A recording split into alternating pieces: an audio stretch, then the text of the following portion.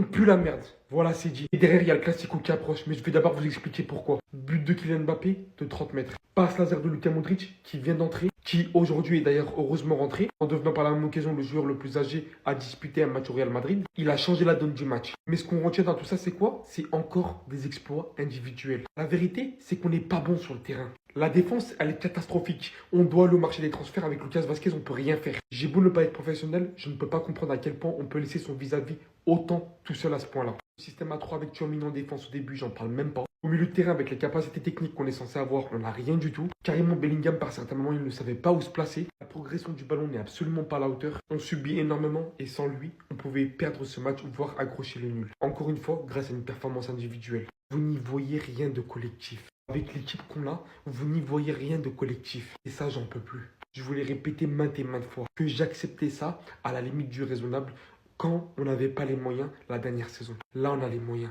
On a des joueurs de fou. On propose toujours la même daube. À un moment donné, j'en peux plus, les gars. Si on n'a pas certaines individualités qui ne ressortent pas, on ne fait rien. Kylian Mbappé, c'est moi qui te dis, après ce match-là, reprends un billet pour aller en Suède. Oui, oui. Malgré le pressing de taré qu'il a pris ces derniers jours, le premier match, regardez comment il nous ferme notre bouche. On était tous là à dire Suède, Suède, Suède. Finalement, une bonne nuit en Suède a suffi pour le transformer. Regardez le golasso qui nous a lâché là. Il a tiré de son froid, les amis. Aucune précipitation. Et c'est ce Kylian Mbappé là qu'on veut. Regardez comment il a choqué son coéquipier. Là, pour le coup, les amis, j'ai envie de dire, je vois pas quelqu'un de perturbé. Malgré tout ce qui s'est passé sur le terrain, le gars il est souriant. C'est l'une de ses meilleures premières mi-temps depuis son arrivée au Real Madrid. Et au moment où je vous parle, les amis, le match n'est pas encore terminé. Mais grâce à son but là, les amis, il est actuellement le meilleur buteur des 5 grands championnats. Avec ce but, il dépasse Erling Haaland qui était à 29 buts. Donc là, Kylian Mbappé est à 30 buts, les amis. C'est une dinguerie. Carlo Ancelotti nous avait averti lors de la conférence de presse hier que Kylian Mbappé était désormais à 100%. Cependant, moi, je trouve pas qu'il est encore à 100% malgré le but qu'il vient de marquer. Il a encore beaucoup de travail à faire dans son placement et surtout son jeu dos au but. C'est juste dommage qu'on n'ait pas un vrai avant-centre devant, les amis, pour le libérer complètement. Bref, en tout cas, on peut tout lui reprocher à Kylian Mbappé, mais la force mentale qu'il a, les amis, c'est une dinguerie. J'ai jamais vu ça. Le gars, à son âge, regardez tout ce qu'il subit. Le match n'est pas encore terminé. On va pas trop s'enflammer parce qu'au moment où je vous parle, il y a eu égalisation.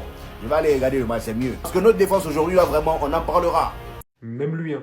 Et c'est pas la première fois cette saison. Mais obligé qu'il a les craquer au bout d'un moment. Cette temps-ci, Jude Bellingham, il rentre dans des états pas possibles au Real Madrid. Lui qui pourtant à la base est l'un des joueurs les plus calmes. Mais quand aujourd'hui il avait Vinicius qui a certes réalisé un gros travail d'élimination sur les défenseurs adverses, venir tenter ce tir d'un angle très fermé, alors que Jude Bellingham était très bien positionné, il a littéralement pété un plomb. Et coéquipier ou pas, il l'a montré. La dernière fois, il s'était déjà énervé parce que Vinicius Mbappé ne faisait pas les efforts défensifs. Cette fois-ci, c'est sur l'aspect offensif. Et quand on voit l'action, on voit très clairement que c'était une occasion franche de but. Et ça, il en a marre et je le comprends. On a marqué 2 buts, on est censé marquer beaucoup plus que ça. Lui qui se donne à 100% d'implication pour l'équipe, il a littéralement l'impression que ce n'est pas de même pour tout le monde. Le mec, il est là, il a l'épaule luxée, il doit se faire opérer depuis 1 an. Il fait tout pour l'équipe, vraiment pour essayer de les rendre meilleurs du mieux qu'il peut. Mais il n'est pas récompensé de la même manière. Lui qui était énormément habitué à marquer la dernière saison, redonnez-lui du smile un petit peu comme lui, il vous en donne. Quand il part récupérer des ballons au milieu, qui vous les amène en attaque. Il me fait trop de la peine. J'ai l'impression des fois, c'est l'un des seuls qui se déchire sur le terrain. Il y a vraiment certains yeux qui doivent être ouverts et rapidement. Voilà, j'ai des sentiments pour toi. C'est une dinguerie, 39 ans, tu rentres, tu fais la différence. On avait besoin de créativité dans le jeu, tu nous l'as ramené. Observez la passe décisive que Modric va donner à Vinicius, la préparation. Ce qui est admirable déjà sur Modric, c'est avant d'avoir la balle, il prend l'information. Il sait à qui il va donner la balle, même avant de recevoir la balle. À partir de là, il sait déjà qu'il a fait la passe décisive. Il sait déjà qu'il a eu un temps d'avance sur tous les joueurs. Donc, réception du ballon, il attend juste que Vinicius fasse le travail. Accélère un tout petit peu et va s'engouffrer dans la surface de réparation. Modric attend tout simplement le bon moment pour pouvoir la glisser à Vinicius dans le bon tempo. Ça me rappelle beaucoup la relation entre Vinicius et Toni Kroos. Et au final, je vous fais pas un dessin par la suite, ça fait but de Vinicius. Vous savez ce qui me fait du mal? C'est le fait que Modric, je sais qu'à la fin de la saison, il va prendre sa retraite. Alors qu'on en a tant besoin en termes de créativité. Il y a personne qui arrive à réaliser tout ça. Le joueur qui pouvait réaliser ça, c'était Toni Kroos. Il est parti. Dites-vous, j'en viens même à espérer qu'il y a un remède pour faire rajeunir Luka Modric. C'est incroyable. Il va tellement me manquer. Profitons de lui. Mais heureusement qu'il est encore là. Luka Modric et Thibaut Courtois aujourd'hui nous ont sauvés. Sans eux, aujourd'hui on est cuit. Rendez-vous compte du nombre d'arrêts en 1 contre 1 de Thibaut Courtois aujourd'hui dans ce match. Le gars, j'ai comme l'impression que quand il se blesse, il part se recharger. À chaque retour de blessure, il est encore plus fort. Je me demande encore comment il a pu arrêter cette occasion de Celta Vigo. Tellement le gars il est effrayant. En 1 contre 1, t'as l'impression que les attaquants perdent leurs moyens. Notre défense était tellement ridicule aujourd'hui que sans lui, les gars, on prend cher. Rudiger qui se fait bouffer par Mbamba à tout va. Litao, j'en parle même pas. Et le pire, c'est que la défense aujourd'hui, je sais même pas quel système Carlo Ancelotti a voulu mettre en place. Dans les phases de possession, je voyais qu'on jouait en 3-5-2 avec Tchouaméni qui venait en défense. Donc on jouait avec Militao, Rudiger et Tchouaméni en défense. Garcia et Lucas Vazquez jouaient un peu plus haut. Dès qu'on perdait la balle, les latéraux revenaient et on était 5 en défense. Au début, je trouvais ça intéressant, mais malgré le surnom en défense, les amis, on a quand même réussi à se faire bouffer. Mingueza aujourd'hui, il s'est joué de nous. Je comprends mieux maintenant pourquoi le Barça veut le racheter. Parce que le gars aujourd'hui, franchement, il était trop fort. Il était trop fort. En plus de ça, avant l'entrée de cet homme-là, les amis, on n'arrivait même pas à canaliser notre jeu. Il a fallu qu'il mette un pied sur le terrain pour que Vinicius voie le jour. Regardez la passe qu'il a lâchée. C'est de ce genre de passe-là que Vinicius a besoin pour s'exprimer. Pas pour rien qu'on vous dit que Toni Kroos nous manque. Hein. C'est pour ça, les amis, ce genre de passe-là. Franchement, les gars, l'entrée de Luka Modric nous a fait énormément de bien. Tu vois un mec perturbé, toi? Maintenant, moi, j'ai une question à te poser. Quand tu vois cette frappe de Kylian Mbappé, 30 mètres,